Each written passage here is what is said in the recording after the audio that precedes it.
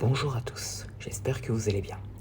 On se retrouve aujourd'hui pour le 12e épisode des Titans du Monsterverse.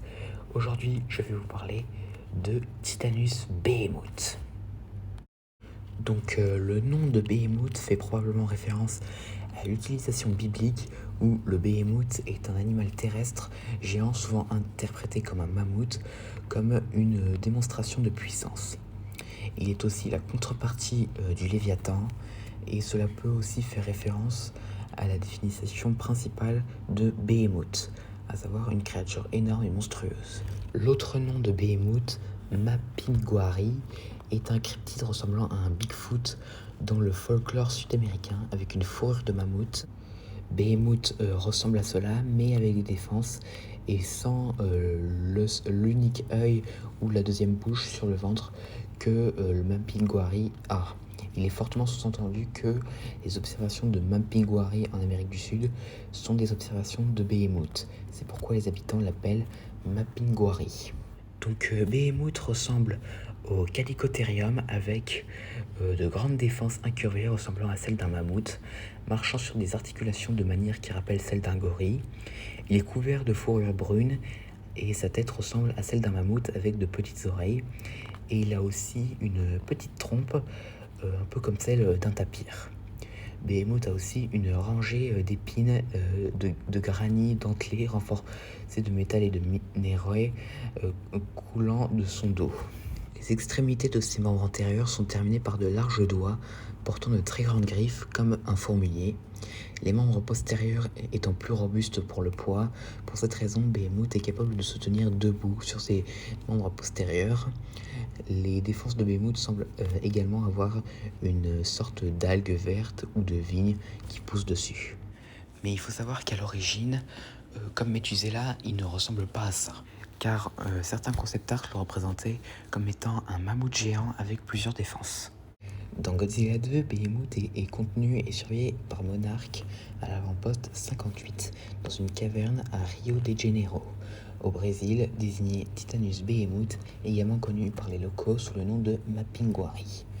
Plus tard, Behemoth est réveillé par l'appel de son nouvel alpha Ghidorah, et lui avec les autres titans, à l'exception de Godzilla, Mothra et Kong, sont envoyés à la chasse, se déplaçant en meute avec ses nouveaux alliés. Behemoth lui-même enfonce des bâtiments à Rio de Janeiro, les démolissant avec ses défenses. Bientôt, Madison Russell active leur cas à Boston et Behemoth est l'un des titans à faire le voyage, incapable de se déplacer assez rapidement pour arriver à temps pour aider son alpha. Behemoth arrive pour voir Godzilla avoir tué Ghidorah, bien que le premier a affronté Godzilla. Behemoth suit Rodan en s'inclinant devant son nouvel alpha avec Scylla, Methuselah et la reine Muto. Des reportages mentionnent plus tard que Behemoth a un impact positif sur l'environnement, y compris les régions déboisées de l'Amazonie, car ses excréments sont un engrais efficace. Mais plus tard, Behemoth, dans la forêt d'Amazonie, est attaqué par Amuluk, qui voulait s'emparer de son territoire.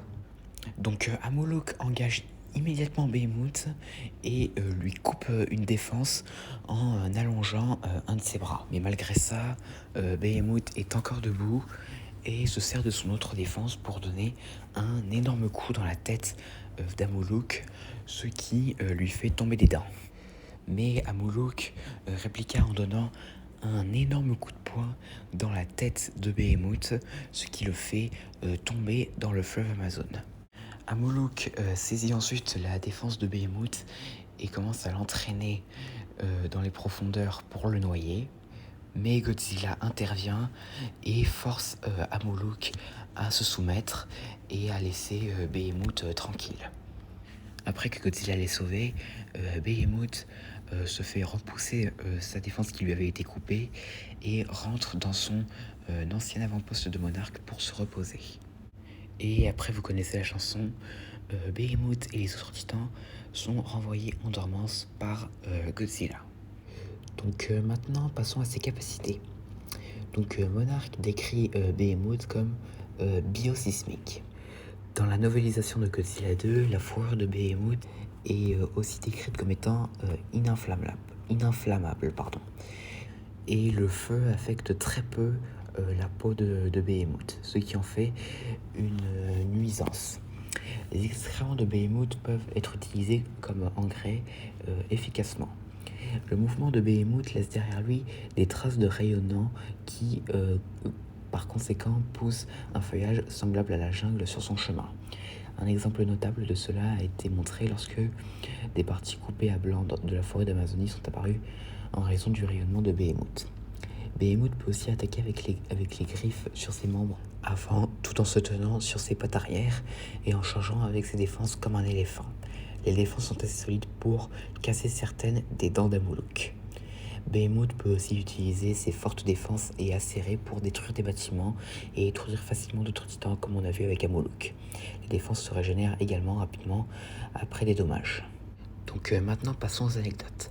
Alors, Michael Dougherty a créé Behemoth comme mammifère compagnon pour Kong, car il estimait qu'il y avait trop de kaiju reptiles et insectes, et donc du coup il a choisi un mammouth parce que Dougherty aimait beaucoup les mammouths laineux.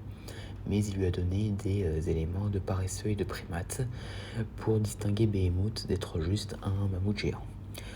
Et comme je vous l'ai dit tout à l'heure, à l'origine, Behemoth devait ressembler à un mammouth à 6 défenses, avec des excroissances ressemblant à de la végétation sur ses jambes, et il semble avoir une disposition plus sauvage et plus folle. Behemoth est aussi le titan préféré de Michael Dougherty et des fans. Donc voilà, c'est tout ce que nous avons de Behemoth pour l'instant dans le Monsterverse. Donc nous verrons si un jour il réapparaîtra, que ce soit dans Godzilla 3, dans la série Rao Glass ou dans un film solo, dont je vous invite d'ailleurs à aller voir mon idée de scénario dessus si ce n'est pas encore fait. Donc voilà, j'espère que cette vidéo vous aura plu. N'hésitez pas à me dire ça dans les commentaires et à la prochaine.